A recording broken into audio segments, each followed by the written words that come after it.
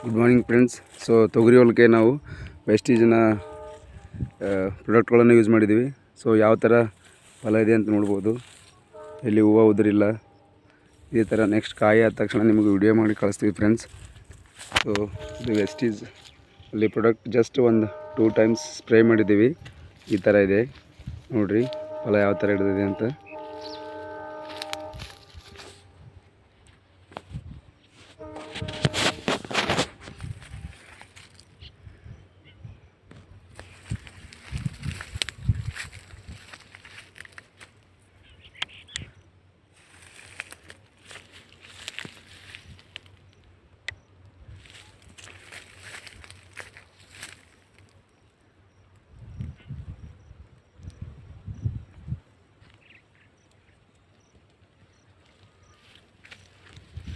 ಫಲ ಚೆನ್ನಾಗಿ ಹಿಡಿದಿದೆ ಫ್ರೆಂಡ್ಸ್.